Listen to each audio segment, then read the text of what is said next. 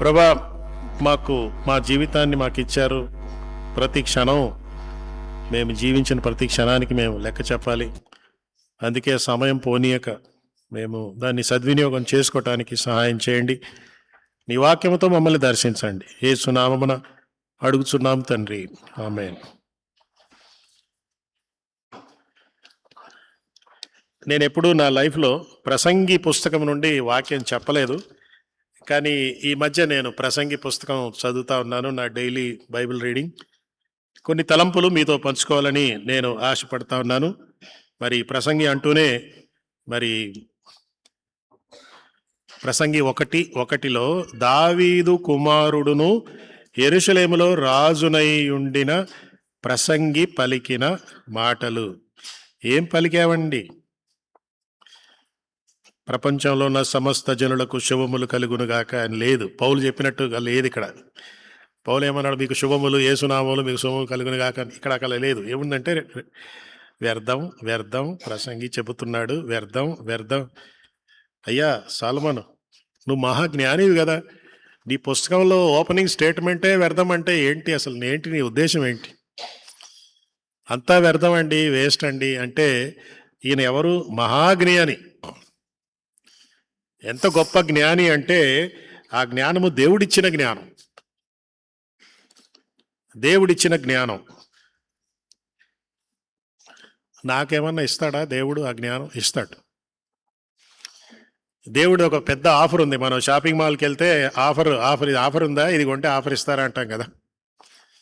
కొన్నిసార్లు మనకి కొనే వస్తువు కన్నా ఆఫర్ మీద ఎక్కువ దృష్టి.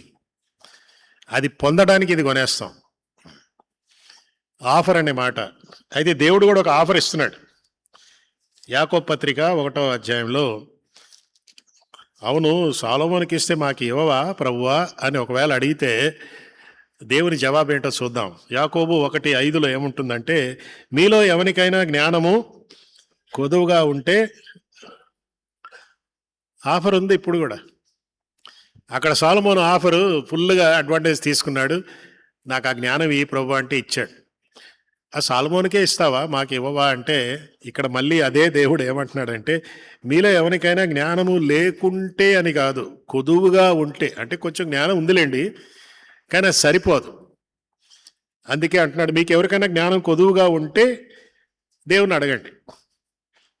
ఎందుకు అడగాలంటే, అడుగుడి మీకు ఇవ్వబడును. ఓకే, ఇస్తారా? ఇస్తాను అంటున్నాడు. మరి చూడండి అక్కడ, అప్పుడు అది వారికి అనుగ్రహించబడును. ట్రై చేయండి, ఇస్తే ఇస్తాను, లేకుండా లేదు అంటావులే. జ్ఞానం కావాలన్నా అడగండి, ఇస్తాను. ఎవరెవరికి ఇస్తావు ప్రభువా అంటే, అందరికి ఇస్తాను. ఎంత ఇస్తావు ప్రభువా అంటే, ధారాళముగా ఇస్తాను. దేవరణి దీవెనలు ధారాళముగా. ఆ పదం మనం పెళ్లి రోజే వాడుకుంటాం, కానీ ధారాళం అనే ఆ మాట ఎంత ఇది. దేవుడు అంటాడు ధారాళంగా ఇస్తా, అన్లిమిటెడ్ అంటారు కదా. మనం బ్రాడ్బ్యాండ్ కనెక్షన్ తీసుకున్నప్పుడు ఇది అన్లిమిటెడ్, మీకు ఎంతన్నా వాడుకోండి అంటారు. దేవుడు జ్ఞానం ఇస్తున్నాడు. సొలొమోనుకే కాదు, ఈరోజు మనకు కూడా ఇస్తానని అంటున్నాడు. అందరికీ ఇస్తాను, ధారాళంగా ఇస్తాను. కానీ ఏ ఆఫర్కైనా షరతులు వర్తిస్తాయి కదా. ఏ ఆఫర్కైనా షరతులు వర్తిస్తాయి. నేను ఒకసారి బేగంపేటలో ఒక పోస్టర్ చూశాను, ₹1 సింగపూర్ వెళ్ళండి అని. ₹1 సింగపూరా? ₹1 ఇక్కడ నుంచి బీరంగూడ కూడా వెళ్ళాం. అది ఏంటంటే, ఆ కింద స్టార్ పెట్టాడు. ఆ స్టార్ కింద ఏముంటుందంటే, 2 లక్షల రూపాయల కొనుగోలు చేస్తే మీకు ₹1 సింగపూర్ టికెట్ ఇస్తాము అని అంటున్నాడు. సో అది చూసిన వారికి ₹1 కనపడుతుంది, కానీ 2 లక్షలు కనపడలే. ఆఫర్ అనే మాట. ప్రతి ఆఫర్కి ఒక షరతులు ఉంటాయి. ఇక్కడ యాకోబు పత్రిక 1:5 చూస్తే దేవుడు కూడా కొన్ని షరతులు పెట్టాడు. మీకు జ్ఞానం ఇస్తాను, మీకు జ్ఞానం ఇస్తాను. 6వ వచనంలో, అయితే అతడు ఎంత మాత్రము సందేహింపక విశ్వాసంతో అడగాలి. షరతు నంబర్ 1, దేవుడు ఇస్తాడు అని విశ్వాసంతో అడగాలి. సరే, సొలొమోను చూద్దాం. సొలొమోను విశ్వాసంతో అడిగాడా? అడిగాడు. నీకేం కావాలి కోరుకో అంటే, అన్నీ ఉన్నాయి, నాకేమీ అవసరం లేదు, జ్ఞానం కావాలి అని విశ్వాసంతో అడిగాడు. రెండవది, 6వ వచనంలోనే చూస్తే మరి 7వ వచనం, అట్టి మనుషుడు దీమనస్కుడై అస్థిరుడు. 3 కండిషన్లు అనమాట.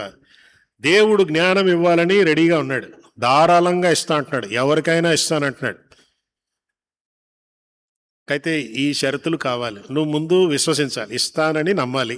రెండవది, డబుల్ మైండ్ ఉండకూడదు. డిమనస్కుడు, ఇస్తాడో లేదో, ఏదో ట్రై చేద్దాంలే, ఒకవేళ లాటరీలాగా తగిలితే తగులుతుంది, అట్లాగేం లేదు. డబుల్ మైండ్ ఉంటే దేవుడు ఇవ్వడం. తర్వాత ఏంటంటే అస్థిరుడు, స్టేబుల్గా ఉండాలి. ఇప్పుడు మీరు ఈ 3 గమనించండి. దేవుడు సొలొమోనుకి జ్ఞానం ఇచ్చాడు అంటే ఆయన విశ్వసించాడు.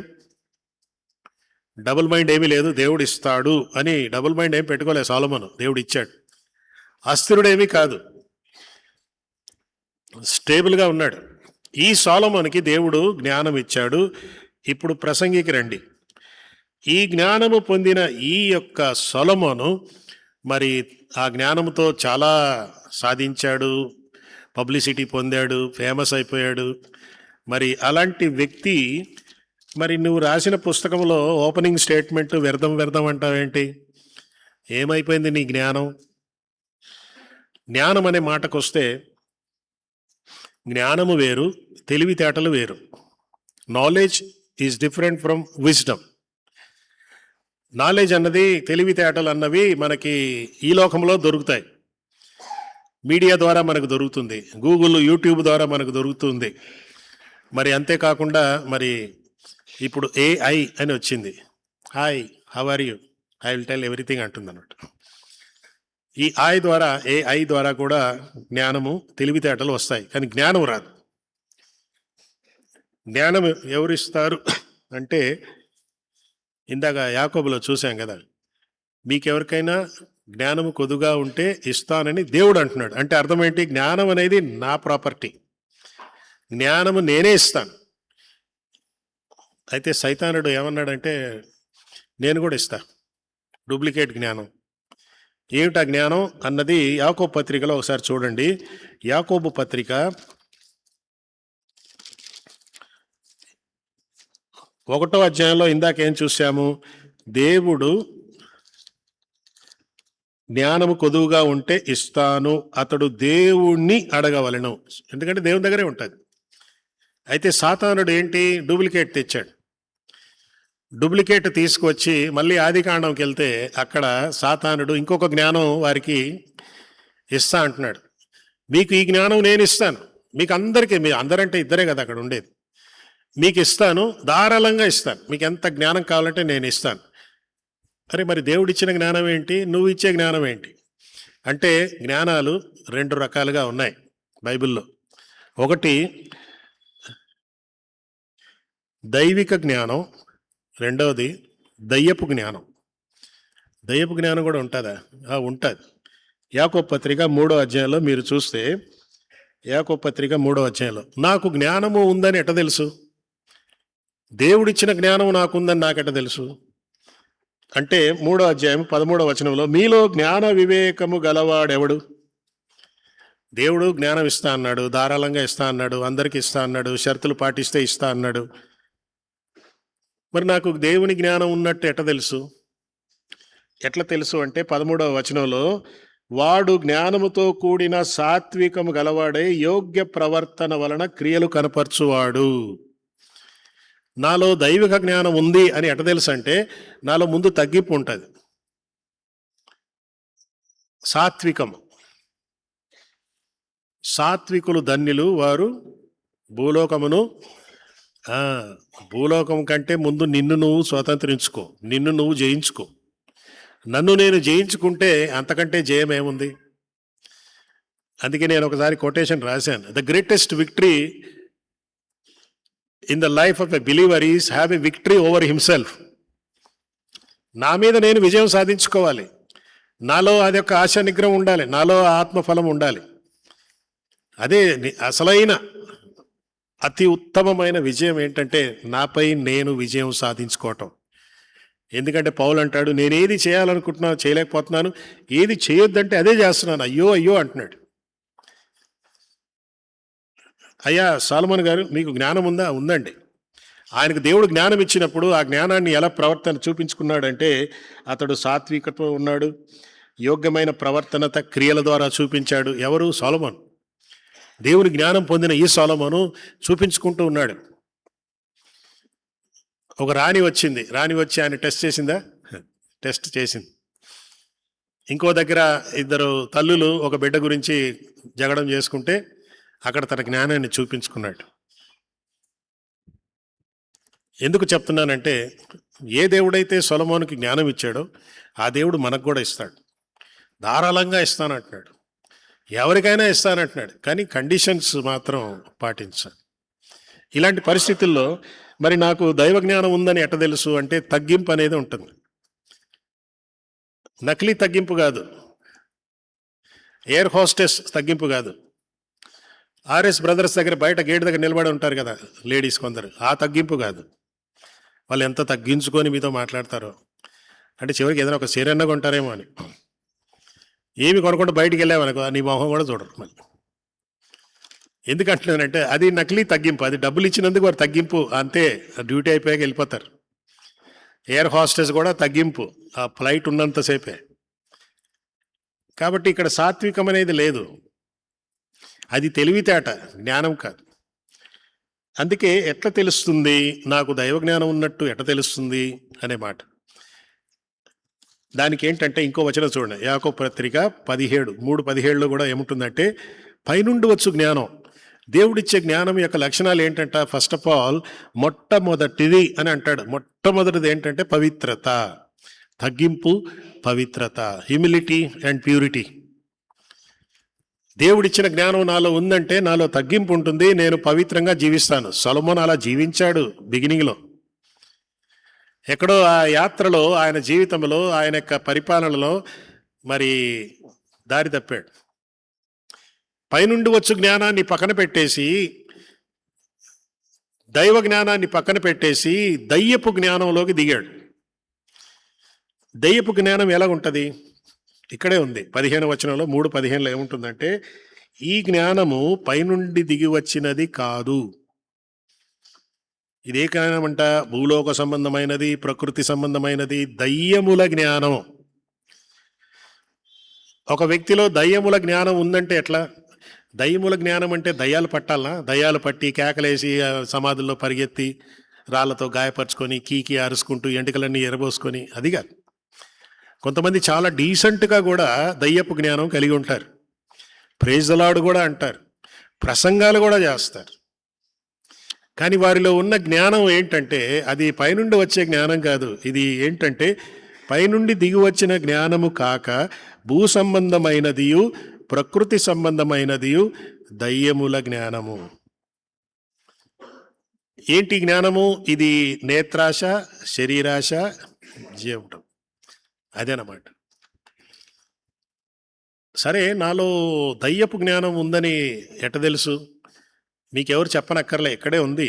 ఇది మీరు పెట్టుకొని చూస్తే దయ్యపు జ్ఞానం ఎలాగుంటుందంటే, దయ్యపు జ్ఞానము 14వ వచనం చూడండి. అయితే మీ హృదయంలో సహింపనలవి కాని అనే మాట ఉంటుంది. సహింప అంటే చేదు, మత్సరము, వివాదము ఉంచుకొనిన వారైతే అతిశయపడవద్దు, సత్యమునకు విరోధముగా అబద్ధం ఆడవద్దు. ఇది దయ్యపు జ్ఞానం. ఇంకా 16వ వచనంలో కూడా చూస్తే మత్సరము, వివాదము ఎక్కడ ఉండునో అక్కడ అల్లరి, ప్రతి నీచ కార్యము ఉండును. ఈ చేసే వాళ్ళందరూ ఎవరంటే వీళ్ళు పెద్ద జ్ఞానవంతులు అనుకుంటారు, కానీ వాస్తవానికి ఇది పైనుండి వచ్చిన జ్ఞానం కాదు, ఇది దైవ జ్ఞానం కాదు, ఇది దయ్యపు జ్ఞానం. అయితే మరి దైవ జ్ఞానం ఎలాగుంటుంది? 17వ వచనం.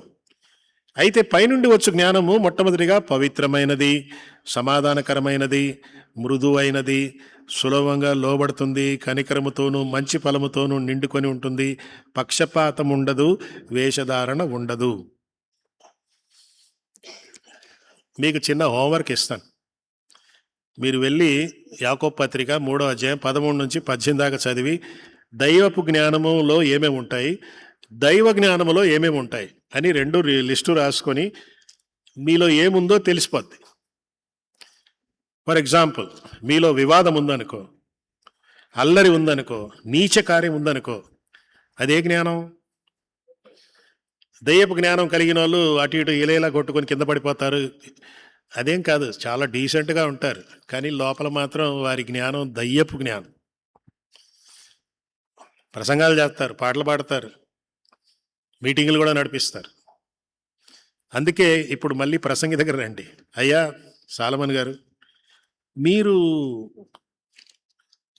మీకు దేవుడు జ్ఞానం ఇచ్చాడా? ఇచ్చాడు. ఏ జ్ఞానం? పైనుండి వచ్చే జ్ఞానం నాకు ఇచ్చాడు. మరి ఏమైంది మధ్యలో? లైఫ్ బాగా ఎంజాయ్ చేశాను, సగం అయిపోయాక దైవ జ్ఞానాన్ని పక్కన పెట్టి దయ్యపు జ్ఞానంలో దిగిపోయాను. దయ్యపు జ్ఞానంలో దిగాను కాబట్టే కుటుంబంలో సమస్యలు, వ్యక్తిగత జీవితంలో సమస్యలు, చర్చిలో సమస్యలు, ప్రాబ్లమ్స్ ఇవన్నీ వచ్చేసాయి. ఎందుకంటే ఇక దైవ జ్ఞానాన్ని పక్కన పెట్టేసి దయ్యపు జ్ఞానంలోనికి వెళ్ళిపోవటం. అదే ఈయన జీవితంలో జరిగింది. ఈయన he was not a warrior king, యుద్ధం చేసే రాజు కాదు. ఎందుకంటే వాళ్ళ నాన్నగారు అంతా యుద్ధం చేసి అంతా సంపాదించేశాడు, అన్ని దేశాలన్నీ ఆయన ఆధీనంలో పెట్టుకున్నాడు. సాలొమోను పొందింది ఏంటంటే మొత్తం తన నాన్నగారు ఏం సంపాదించాడో అంతా తెచ్చుకున్నాడు. వేరే దేశాన్ని జయించే అవసరం కూడా లేదు, అంతా ఉందన్నమాట. అందుకే he was not a warrior king, he was a wise king.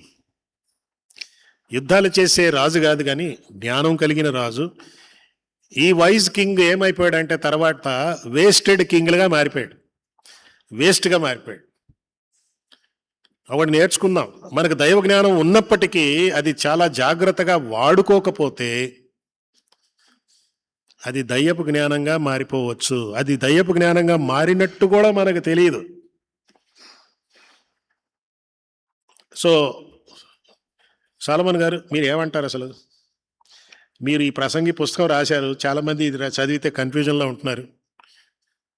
మీరు ఏమంటున్నారంటే ఒక 3 సూత్రాలు నేను మీకు చెప్తానంటున్నాడు. సూత్రం నంబర్ 1, దేవుడు మనకి సమయం అనేది ఇచ్చాడు. రెండవది, దేవుడు మనకు ఒక నియమం అనేది ఇచ్చాడు. ఈ రెండింటిని బట్టి నువ్వు ఎలా జీవిస్తావు దాన్ని బట్టి మూడవది, దేవుడు మీకు ఒక బహుమానం ఇస్తాడు. సమయము, నియమము, బహుమానము. ఏమిటిది? సమయం అనే మాట ఇక్కడ మనం చూస్తాం. సమయం అనే మాటకు వస్తే 3వ అధ్యాయంలో ప్రతి దానికి సమయము కలదు, సమయము కలదు 2 సార్లు అంటున్నాడు. ప్రతిదానికి సమయం కలదని చెప్పేసి ఆ తర్వాత కొన్ని వచనాలు ఒక లిస్ట్ పెట్టాడు అనమాట. ఒక లిస్టు పెట్టాడు. దానికి ముందుగా మనం ఒకటి తెలుసుకోవాలి, దేవుడు సమయాన్ని దేవుడు సృష్టించాడు. దేవునికి సమయంతో సంబంధం లేదు. దేవుడు నిత్యత్వము కలిగిన దేవుడు. ఆయన ఆది అంతము ఏకరీతిగా ఉంటాడు. ఆయనకి పలానా సమయం అంటూ ఏమీ లేదు. కానీ దేవుడు సమయాన్ని సృష్టించాడు. అది కానీ ఆది కాండంలో మీరు చూస్తే ఆ మాటలు మనం చాలాసార్లు చదివే ఉంటాం. కానీ 1వ అధ్యాయంలో ఒక మాట ఉంటుంది, ఏంటంటే మరి అస్తమయము ఉదయము కలుగగా 3వ దినము ఆయను, అస్తమయము ఉదయము కలుగగా 4వ దినమాయను, 5వ దినమాయను, మొదటి దినమాయను. అంటే అర్థం ఏంటి? God is the creator of time. ఆ టైంలో ఆదాము వల్ల పెట్టాడు. ఆ టైంలో చాలా జరుగుతాయి. ఏమి జరుగుతాయో ఈ మహానుభావుడు జ్ఞాని మనకు చెప్తా ఉన్నాడు. ప్రతి దానికి సమయం ఉంది, ఇలా ఉంటుంది, అలా ఉంటుంది, ఇలా ఉంటుంది, అలా ఉంటుంది అంటున్నాడు. అయితే ఇక్కడ మనం చాలా జాగ్రత్తగా ఉండాలి. ప్రతిదానికి సమయం ఉందా? సమయం ఉందంటే చింపుకోవటానికి సమయం ఉంది, అది కాదు అర్థం. కొంతమంది అలా చింపేసుకుంటారు, అదే అలా ఆ టైంలో అదే వాళ్ళు చేసుకుంటారు. అంటే ఇక్కడ ఇది దేవుని యొక్క నియమము కాబట్టి అన్ని ఇలా జరుగుతాయి అని కాదు అర్థం. ఈ సమయంలో చాలా ఇలాంటి కొన్ని జరుగుతూ ఉంటాయి అని అంటాడు. అందుకే ముందు ఏమంటాడంటే మరి పుట్టుటకు చచ్చుటకు అని అంటాడు. పుట్టిని చచ్చుట, ఈ రెండిటి మధ్యలో ఇవన్నీ జరుగుతాయి అని అంటున్నాడు. ఇవి మీరు చేయకపోవచ్చు, వేరే వాళ్ళు చేస్తున్నారేమో, కానీ ఇవి కొన్ని విషయాలు జరుగుతాయి సమాజంలో, లోకములో అని చెప్తా ఉన్నాడు. కాబట్టి మరి దేవుడు సమయాన్ని సృష్టించాడు. వెరైటీగా పరిస్థితులు మన జీవితంలో మనం అనుభవిస్తూనే ఉంటాం.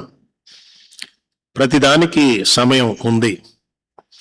అయితే సమయం గురించి ఒక ఆయన ఏమంటాడంటే, యూ కెనాట్ స్టాప్ టైం. సమయాన్ని ఆపలేం.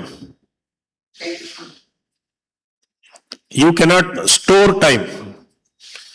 సమయాన్ని మనం ఫ్రిడ్జ్లో పెట్టుకొని ఈ సమయం చాలా బాగుంది, ఒక వారం అయిన తర్వాత మళ్ళీ దాన్ని బయటికి తీసి వాడుకుంటానంటే అట్ట కాదు. Time cannot be stretched. అంటే సమయాన్ని మనం ఇలాగ సాగదీయలేం. 5 నిమిషాల తర్వాత 6వ నిమిషం వస్తుందే కానీ 5 నిమిషాన్ని నేను అలా సాగదీసి 6వ నిమిషం రాకుండా ఆపతానంటే అలాగేం కాదు. సో సమయం అన్నది ఎవరిని కూడా గౌరవించదు.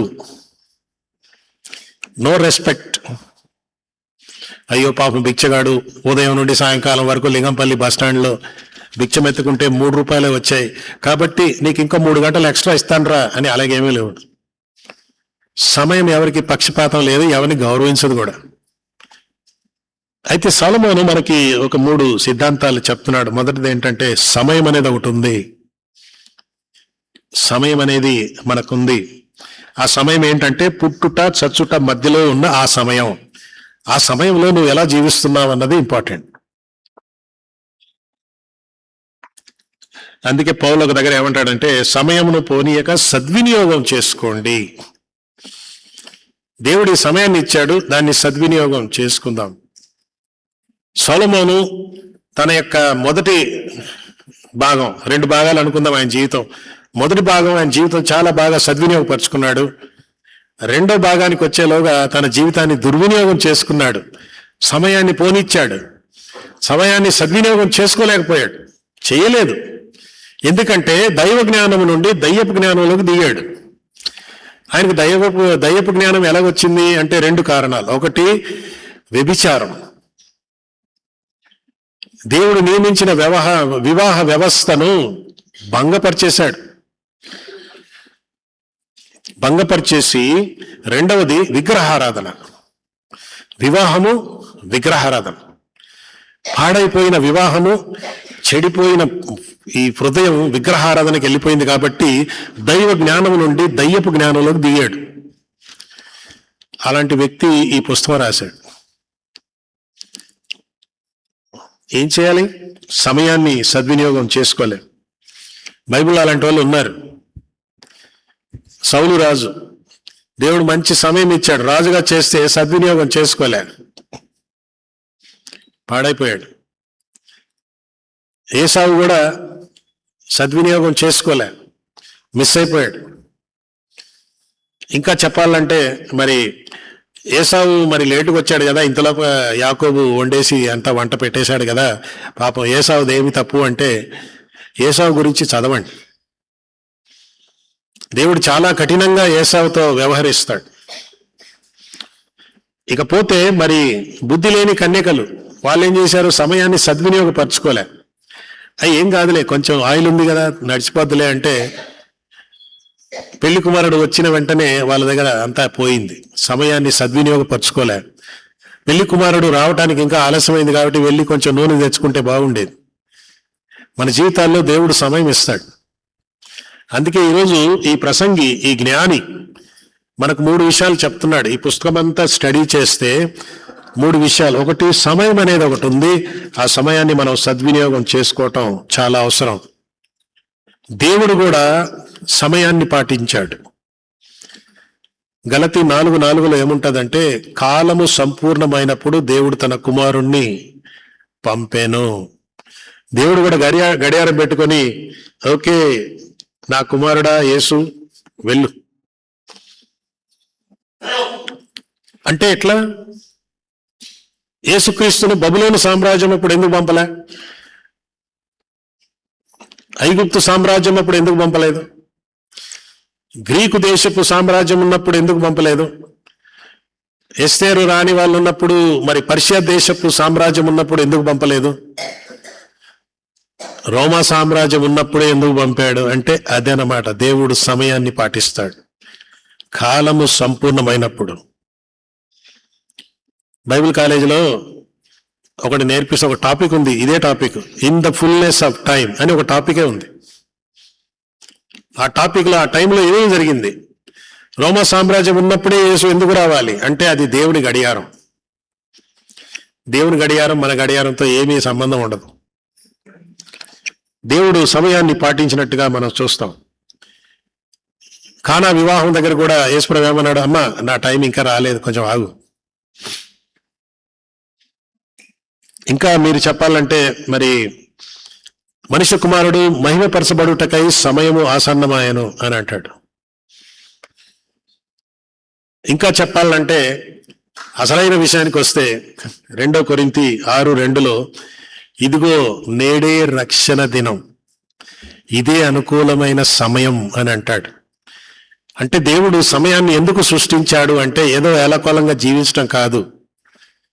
సమయాన్ని ఎందుకు సృష్టించాడంటే మానవుడు పాపం చేశాడు కాబట్టి ఆ పాపం నుండి మానవుడు బయటపడటానికి తన కుమారుడైన యేసుక్రీస్తును పంపించాడు. కాబట్టి ఆ కుమారుని యొక్క రక్షణను మీరు పొందగలిగితే మీకు కూడా నిరీక్షణ ఉంది, మీకు నిత్యజీవం ఉంది. కాబట్టి నేడే అనుకూలమైన సమయం. సో సాల్మన్ గారు మీరు ఏం చెప్తున్నారు? ఏం చెప్తున్నానంటే మన జీవితంలో 3 విషయాలు ఉంటాయి. ఒకటి సమయం అనేది ఒకటి ఉంది. ఈ సమయాన్ని మనం సద్వినియోగం చేసుకోవాలి. వీటన్నిటికంటే చాలా గొప్ప సద్వినియోగం ఏంటంటే రక్షించబడుట. రక్షణ ప్రభు రాకముందే లేక నా పోకడ ముందే రక్షించబడాలి. అందుకే సమయం అన్నది చాలా కీలకమైనదిగా ఇక్కడ మనం చూస్తాం. రెండవది ఈయన ఏమంటున్నాడంటే సమయము, రెండవది నియమము. దేవుడు కొన్ని నియమాలు పెట్టాడు. దేవుడు మానవుని సృష్టించినప్పుడు అస్తమయం, పగటి వేళ, రాత్రి వేళ ఇవన్నీ మనం చూస్తాం కదా. పగటి వేళ మేఘస్తంభము, రాత్రి వేళ అగ్నిస్తంభం అంటూ సమయం గురించి మనం చూస్తాం. సమయం ఉంది కాబట్టి ఇష్టానుసారంగా కాదు. రెండవది సమయము, నియమము. దేవుడు కొన్ని నియమాలు పెట్టాడు అనమాట. ఏంటి ఆ నియమాలు అనే మాటకు వస్తే 3వ అధ్యాయంలోనే మీరు చూస్తే మరి 14 దేవుడు చేయు పనులన్నీ శాశ్వతములని నేను తెలుసుకొంటిని, దానికి ఏదీ చేర్చబడదు, దాని నుండి ఏదీ తీయబడదు. మనుషులు తన యందు భయభక్తులు కలిగి ఉండునట్లు దేవుడి నియమము. సమయము, నియమము. హలో, మీకు సమయం ఎందుకు ఇచ్చానో తెలుసా? నా నియమాలు మీరు పాటించాలని ఇచ్చాను. ఇష్టానుసారంగా జీవించడం కాదు. ఆదాము అవ్వలకు దేవుడు సమయం ఇచ్చారు, నియమాలు పెట్టాడు. ఏంటా నియమం? ఇదంతా మీరు ఫలించుడి, వశపరచుకోండి, అన్నీ చేసుకోండి. ఇంకో నియమం ఏంటంటే ఆ పండు ముట్టుకోవద్దని. దేవుడు మనకు సమయం ఇచ్చాడంటే నియమం కూడా ఇస్తాడు. ఎందుకంటే ఆ సమయాన్ని దుర్వినియోగం చేసుకోకుండా, దయ్యపు జ్ఞానం పెట్టుకొని దాన్ని దుర్వినియోగం చేసుకోకుండా దైవ జ్ఞానంతో చేయాలి అంటే ఇక్కడ ఒక మాట అంటున్నాడు. ఏంటంటే దేవుడు మన కొరకు ఒక నియమము చేసి ఉన్నాడు. ఏంటట? తన యందు భయభక్తులు కలిగి ఉండునట్లు. దేవుడు అదే కోరుకుంటున్నాడు. మీరు ఆదికాండంకి వెళ్తే మళ్ళీ అక్కడ దేవుడు వారిని నియమించాడు, సమయం పెట్టాడు, అన్ని చేశాడు. ఎందుకంట? ఆయన యందు భయభక్తులు కలిగి ఉండుటకే. అదే నియమం. ఆయన యందు భయభక్తులు కలిగి ఉండటానికి దేవుడు ఏమన్నాడంటే నేను చెప్పిందంతా చేయండి, నేనేది చేయొద్దన్నా చేయొద్దు. సో దేవుని నియమం అనేది ఇక్కడ మనం చూస్తాం.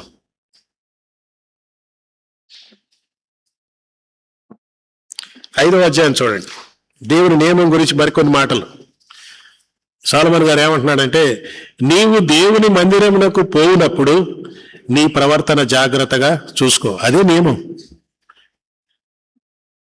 నీ ప్రవర్తన జాగ్రత్తగా చూసుకో. నీవు ఎక్కడ పోయినప్పుడు? యునైటెడ్ చర్చ్, బిహెచ్ఎల్ పోయినప్పుడు నీ ప్రవర్తన జాగ్రత్తగా చూసుకో. నీ ప్రవర్తన జాగ్రత్తగా ఉండాలంటే ఆ జ్ఞానం కావాలి. ఈ జ్ఞానం ఉంటే పనికిమాలినలాగా ప్రవర్తిస్తాం, దయ్యంలాగా ప్రవర్తిస్తాం. అంటే దయ్యంలాగా డ్యాన్స్ చేయం, కానీ మన ప్రవర్తనలు, మన మాటలు, మన వైఖరి దయ్యంలాగా ఉంటాయి. అందుకే ఇక్కడ ఏమంటున్నాడంటే నీవు దేవుని మందిరంలో పోయినప్పుడు నీ ప్రవర్తన జాగ్రత్తగా చూసుకో. బుద్ధిహీనులు ఏం చేస్తారట? వారు అర్పించున్నట్లుగా బలి అర్పించుట కంటే అంటాడు. ఏం చేయాలట? సమీపించి ఆలకించుట శ్రేష్టము. అంటే ఈ మొదటి 2 వచనాలు మీరు గమనిస్తే, మొదటి వచనంలోనే దేవుని యొక్క నియమం ఏంటో తెలుసా? ఆయన యందు భయభక్తులు కలిగి ఉండాలి. ఆయన యందు భయభక్తులు కలిగి ఉండాలి అంటే నీవు మందిరంలోనికి పోయినప్పుడు జాగ్రత్తగా చూసుకో నీ ప్రవర్తన. నీ ప్రవర్తన వేరే వాళ్ళకి ఏం తెలియదు, ఎందుకంటే నువ్వు మంచిగా భయభక్తితో కూర్చొని ఉంటావు చర్చిలో, కానీ నీ మైండ్లో ఏమేమో ఉండొచ్చు. ఒక వ్యక్తి గురించి నీచంగా మీరు ఆలోచించవచ్చు. ఆమె ఎందుకు గుడికి వచ్చింది, ఈయనెందుకు అలా కూర్చున్నాడు, ఈయనెందుకు అట్లా అంటూ మన కొన్నిసార్లు మన ప్రవర్తన ఎవరికి కనపడదు, కానీ లోపల కుళ్ళిపోయిన ప్రవర్తన. అది ఎందుకంటే అది దయ్యపు జ్ఞానం. కాబట్టి నీవు మందిరమునకు పోవునప్పుడు నీ ప్రవర్తన జాగ్రత్తగా చూసుకో. బుద్ధిహీనులు అర్పించున్నట్లుగా బలి అర్పించుట కంటే ఆయనను సమీపించి ఆయనను ఆలకించుట శ్రేష్టం.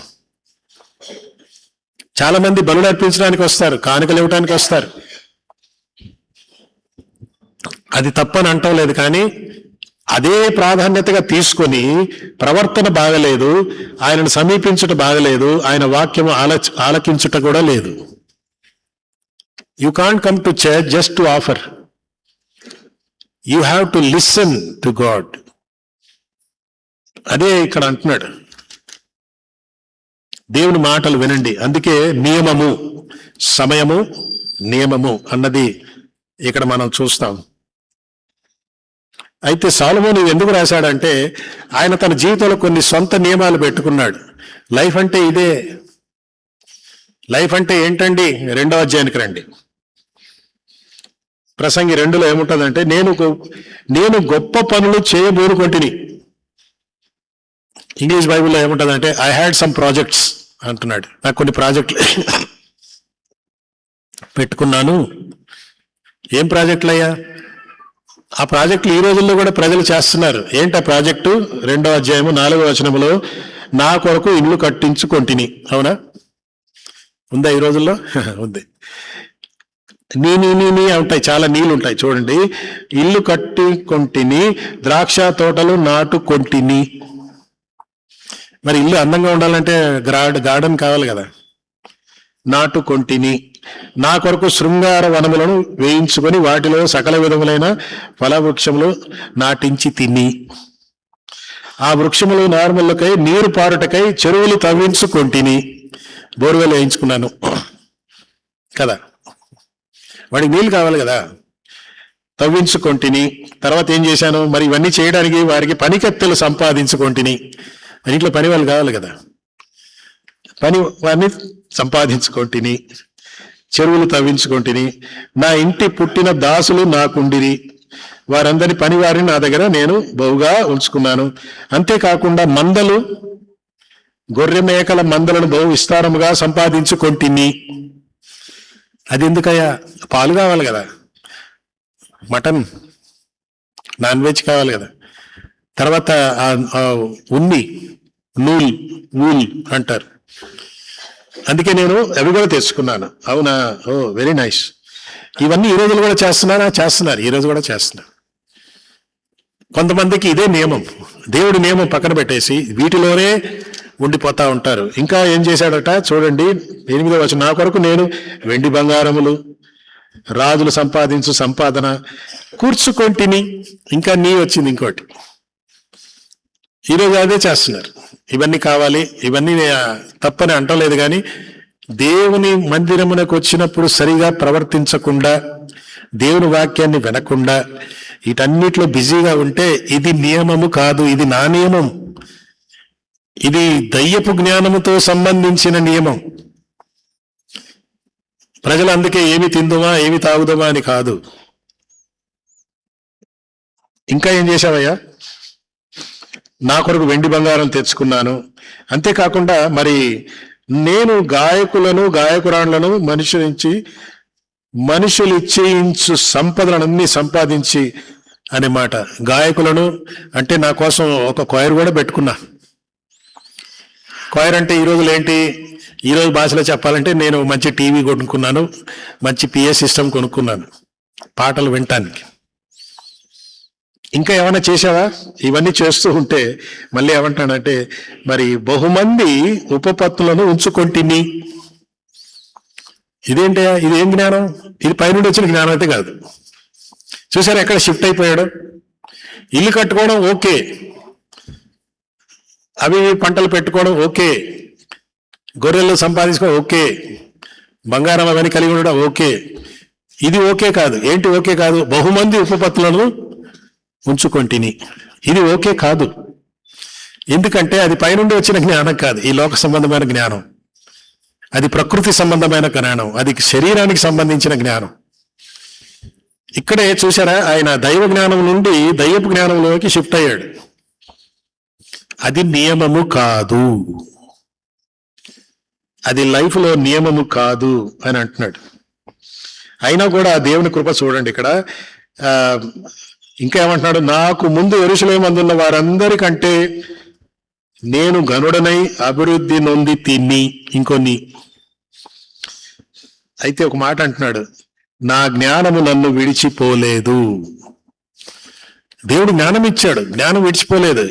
ఈయన ఆ జ్ఞానాన్ని ఈయన విడిచిపెట్టేశాడు. దేవుడిచ్చిన జ్ఞానం అట్లనే ఉంది, దేవుడు ఇచ్చాడు. ఈయనేం చేశాడంటే దేవుని జ్ఞానాన్ని విడిచిపెట్టి దయ్యపు జ్ఞానం వైపు వెళ్ళినట్టుగా మనం ఇక్కడ చూస్తాం. అందుకే దేవుడు మానవుడిని నీతిమంతుడిగా సృష్టించినప్పటికీ 7వ అధ్యాయం చూడండి. 7వ అధ్యాయంలో ఆఖరి వచనంలో ఒక మాట ఉంటుంది. ఏంటంటే, నేను ఇదొకటి మాత్రం నేను కనుగొంటిని. ఏం కనుగొన్నావా సొలొమోను గారు? ఏమనగా, దేవుడు నరులను యథార్థవంతులుగా పుట్టించను గాని వారు వివిధమైన తంత్రములు కల్పించారు. ఇంగ్లీష్ బైబిల్ ఏముంటుందంటే, they have invented new schemes అని ఉంటుంది. దేవుడిచ్చిన జ్ఞానం పనికిమాలిన జ్ఞానంగా ఎట్లా అవుద్ది? కాదు. మానవుణ్ణి నీతిమంతులుగా దేవుడు సృష్టించాడు, యథార్థవంతులుగా పుట్టించను, జ్ఞానం ఇచ్చాడు. కానీ ఆ జ్ఞానాన్ని పక్కన పెట్టి దయ్యపు జ్ఞానంలోకి వెళ్ళిపోయారు. ఇది ఆ నియమము? అవును. కానీ ఇవన్నీ నేర్చుకున్నాక అందుకే అంటున్నాడు, నేను ఒకటి నేర్చుకున్నా. ఏంటంటే, నీవు దేవుని మందిరమునకు పోయినప్పుడు నీ ప్రవర్తన జాగ్రత్తగా చూసుకో. అర్పణల కంటే ఆలకించుట ఇంపార్టెంట్. అర్పణలు ఇస్తారు కానీ ఆలకించే దగ్గర ఎలాగున్నాం మన పరిస్థితి? కొంతమంది వచ్చి అంటా ఉంటారు, అయ్యగారు భలే ప్రసంగం చేశారంటే నాకు కొన్నిసార్లు వాళ్ళ మీద అనుమానం.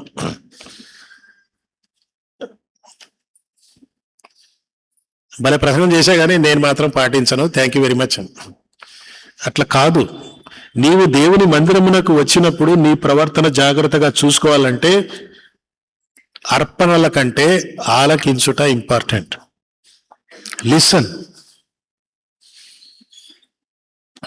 Listen to the word of God. దేవుణ్ణి మనం చేయాలి. అన్ని సంపాదించుకున్నాడు. చివరికి ఏమంటున్నాడంటే, మరి నియమం ఏంటండి? నియమం ఏంటంటే 12వ అధ్యాయానికి వస్తే మీకు ఈ పుస్తకం అంతా తిప్పుతా ఉన్నాను. 12లో ఏమంటాడంటే, దుర్దినములు రాకముందే వీటి యందు నాకు మనసు ఇక లేదు, సంతోషం లేదని చెప్పు సంవత్సరంలో రాకముందే కమ్మకముందే నీ బాల్యమునందు నీ సృష్టికర్తను స్మరణకు తెచ్చుకో. నేను బాల్యం దాటేశాను అయ్యగారు, ఏం అవసరం లేదు. ఈ వయసులో కూడా ప్రభువును యేసును అంగీకరించుకుంటే ఈ వయసులో కూడా అంగీకరించవచ్చు. అన్నిటి మీద నాకు ఇంట్రెస్ట్ పోయిందండి. ఇందాక మనం 2వ అధ్యాయంలో చూసాం కదా, ఇల్లు కట్టుకున్నాడు, బంగారం తెచ్చుకున్నాడు, అన్నిటి మీద ఇంట్రెస్ట్ పోయింది. ఎందుకంటే ఒక స్టేజ్లో దైవ జ్ఞానాన్ని అప్లై చేయకుండా దయ్యపు జ్ఞానాన్ని కలిగి ఉన్నాడు కాబట్టి వీటి మీద ఇంట్రెస్ట్ పోయింది. ఇవన్నీ అక్రమ సంపాదనలు ఏం కాదు, ఆయన ఉన్నవే, కానీ వాటి మీద ఇంట్రెస్ట్ పోయింది. ఎందుకంటే వాటి మీదనే లైఫ్ అంతా కేంద్రీకరించాడు. అయ్యా సొలొమోను గారు, మరి మీరు ఏమంటారు అంటే, మూడోది ఏంటంటే సమయం ఉంది, రెండవది నియమం ఉంది. ఈ సమయంలో దేవుని నియమాన్ని పాటిస్తే నీకు బహుమానం ఉంది అని అంటున్నాడు. మళ్ళీ 3వ అధ్యాయానికి రండి. 3వ అధ్యాయంలో మీరు కానీ చూస్తే 3:16లో 3:13లో ఏమంటాడంటే, మరియు ప్రతివాడు అన్నపానలు పుచ్చుకొనుచు తన కష్టార్జితము వలన సుఖానుభవించటం దేవుడిచ్చిన బహుమానము. ఈ లోకంలో మనకు బహుమానం ఉంది. మనం కష్టపడి సంపాదించుకొని ఎంజాయ్ చేయడం అదొక బహుమానం.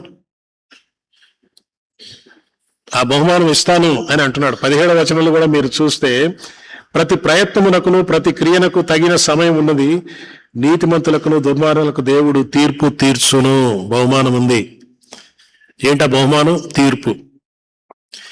ఈ బహుమానం తీర్పు అనే కోణంలో చూస్తే భయం కలుగుతుంది. ఈ బహుమానం పౌలులాగా చూస్తే భయం ఉండదు, సంతోషంగా ఉంటుంది. మంచి పోరాటము, నా పరువు తొడముట్టించుతని. నా కొరకు ఒక కొరడా దెబ్బ కాదు, నా కొరకు ఒక కిరీటం ఉంది. అది బహుమానం. సొలొమోనుకి చాలా జ్ఞానం ఉంది. పోరాటానికి ఏమి లేదు అక్కడ. లైఫ్తో పోరాటం. ఎన్నో దేశాలు వాళ్ళ నాన్నగారు జయించాడు, కానీ సొలొమోను తన్ను తాను జయించుకోలేకపోయాడు. తన ప్రవర్తనను సరిగా పెట్టుకోలేకపోయాడు. అందుకే ఈ బుక్ రాస్తూనే బిగినింగ్లోనే అంతా వేస్ట్ అండి అంటే ఒక ఆయన అంటున్నాడు, అంతా వేస్ట్ అని స్టార్ట్ చేసావు కదా, మరి నీ పుస్తకం మేమేందుకు చదవాలి? నువ్వు అంతా వేస్ట్ అని మొదలు పెట్టావు కదా. అయ్యా బాబు చదవండి అని ముగిస్తాము. 3 విషయాలు. మనకు సమయం ఇచ్చాడు. ఆ సమయంలోనే మనం దేవుని కోసం జీవించటానికి దేవుడు నియమం ఇచ్చాడు. ఆ నియమము పాటిస్తే బహుమానం ఉంటుంది. ఈ సూత్రము మళ్ళీ నేను ఆదికాండంకి వెళ్తాను. ఆదికాండంలో ఆదామవ్వలకి సమయం ఇచ్చాడు, వారికి నియమం ఇచ్చాడు, వారికి బహుమానం ఇచ్చాడు. బాధకరమైన విషయం ఏంటంటే శపించబడ్డారు. వారి బహుమానం ఏంటి? శపించబడ్డారు. వారికి సమయం ఉంది, వారికి నియమం చెప్పాడు, కానీ బహుమానం దగ్గరికి వచ్చేలోగా. అందుకే ఒకసారి మన జీవితాలు పరీక్షించుకోవటం చాలా అవసరం. ఈ ప్రసంగి మనకు చాలా విషయాలు నేర్చుకొని మనకు చెప్తా ఉన్నాడు. 3వ అధ్యాయం నేను చదివినప్పుడు ఇక్కడ కొన్ని ఇజమ్స్ ఉన్నాయి. కమ్యూనిజం అంటారు కదా, అలాగా ఇక్కడ కొన్ని ఇజమ్స్. యూనివర్సలిజం ఉంది, ఫేటలిజం ఉంది, చాలా ఉన్నాయి. దీనిలోనే కర్మ సిద్ధాంతం కూడా అంటారు. ప్రతిదానికి సమయం ఉందంటే అర్థం ఏంటి? నువ్వు ఏడుస్తున్నావంటే అది నీ కర్మ, అందుకే ఏడుస్తున్నావు. నువ్వు నవ్వుతున్నావంటే అది నీ కర్మ, నీలో రాసింది అందుకే నవ్వుతున్నావు. కాబట్టి సొలొమోను గారు అప్పుడే కర్మ సిద్ధాంతం అప్పుడే కనుగొన్నాడు.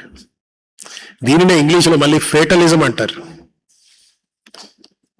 అన్ని చెప్పాక, అందుకే స్టార్టింగ్లోనే వ్యర్థమండి.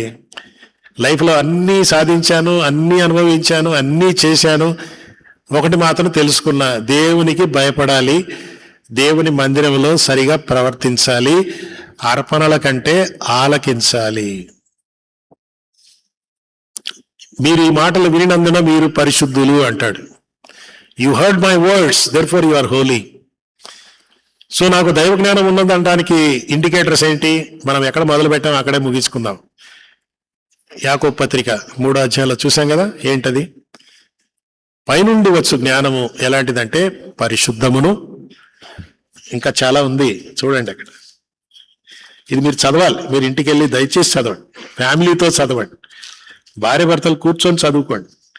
3:17 అయితే పైనుండి వచ్చు జ్ఞానము ఫస్ట్ ఆఫ్ ఆల్ అని ఉంటుంది అక్కడ. నేను దైవ జ్ఞానానికి ప్రాధాన్యత ఇవ్వటం లేదంటే పరిశుద్ధతకు ప్రాధాన్యత ఇవ్వటం లేదని అర్థం. జ్ఞానము పవిత్రమైనది, ఇంకా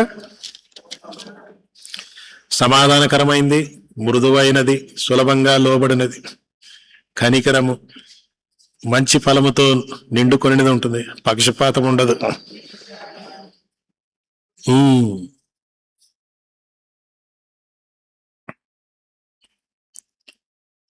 మనకున్నాయి, అవి చెక్ చేసుకుందాం.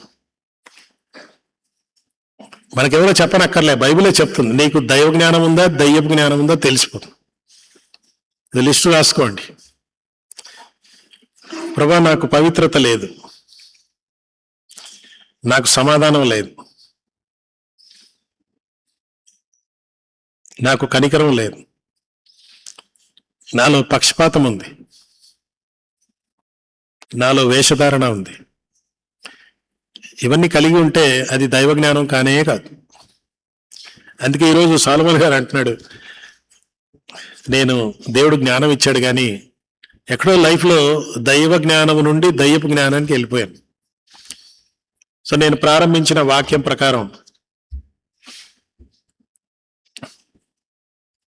ఏం చెప్పాను? మీలో ఎవరికైనాను జ్ఞానము కొదువుగా ఉంటే దేవుణ్ణి అడగాలి. అయ్యగారిని కాదు, ఈ టీవీ బోధకుడిని కాదు, దేవుణ్ణి అడగాలి. దేవుణ్ణి అడిగితే ఆయన ఎంతమందికి ఇస్తాడంట? అందరికి ఇస్తాడు. ఎంత ఇస్తాడు? ధారాళంగా ఇవ్వటానికి రెడీగా ఉన్నాడు. దేవుడు పక్షపాతి కాదు, సొలొమోనుకే ఇస్తానని కాదు, నీకు నాకు కూడా ఇవ్వటానికి రెడీగా ఉన్నాడు. మనం అడగాలి. అయితే పొందిన తర్వాత అది దయ్యపు జ్ఞానంగా మారకుండా చూసుకోవాలి. ఎలా మారకుండా చూసుకోవాలంటే ఇక్కడ యాకోబు పత్రికలో లిస్ట్ ఇచ్చాడు. ఆ లిస్టును పాటించాలి. నంబర్ 1 పరిశుద్ధులు. మొట్టమొదటిగా పరిశుద్ధత. ఎందుకంటే దేవుడు అన్నాడు, I'm holy, you be holy. నేను పరిశుద్ధుని కాబట్టి మీరు పరిశుద్ధంగా ఉండండి అనే మాట. ఆ పరిశుద్ధత మనకు ముందు సిలువలో యేసు క్రీస్తు మనకిచ్చాడు. ఆ రక్షణ అనుభవం మనకిచ్చాడు. ఆ రక్షణను కాపాడుకోవటమే పరిశుద్ధమైన జీవితం. మనకు ఆ జ్ఞానం కావాలి. ప్రార్థన చేసుకుందామా?